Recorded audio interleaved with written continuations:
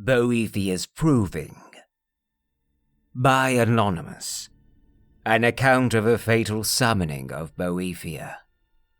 The following account is true. May it serve as a warning to those with ears to hear and hearts to know. On a certain day at a certain time, the faithful gathered to perform certain rituals, hoping to gain a glimpse of their master. The day was correct, the summoning true. Slashing a smoking tear through the veil, she, her very self, appeared before them, terrible and resplendent. She came arrayed in ebony darker than a moonless night, wielding a blade burning hotter than the surface of the sun.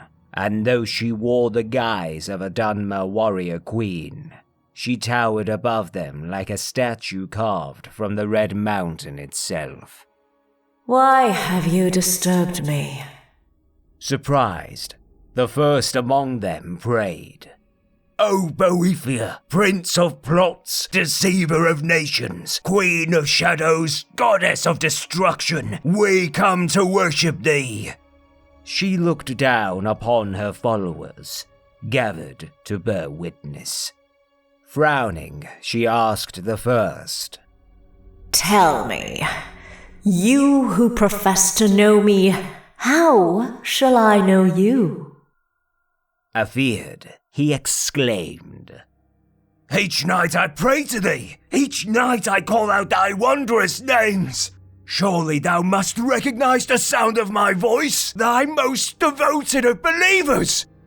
She frowned and let out a long sigh, and then of a sudden, he was gone, the air from her lungs dispersing him. Turning to the second, she asked, "And you? How shall I measure the worth of your existence?" Stunned by the power of her voice, he bowed before her darkening visage. She clapped her hands, and he too was gone. To the third, "And you? Tell me, how shall I know you apart from such as were they, of whom there is no trace?" Shaken and speechless from the nullifications of his brethren, he whispered, "Have mercy upon us."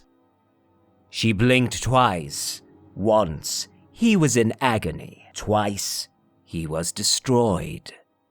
She cast a withering glance across those remaining and said, "I do not grant mercy." And so it was with the others, she putting them to proof, they offering none. Finally, she came to me, eyes aglow with anger, tongue wet with hate, and said, "Of all my believers, but two remain. Tell me, second to last, with what shall you prove your existence?" Without hesitation, I drew forth my blade and buried it in the chest of the other who stood beside me, and without fear replied, "Ask him whose blood now sprouts from my blade if I exist." She smiled, and the gates of oblivion opened between her teeth.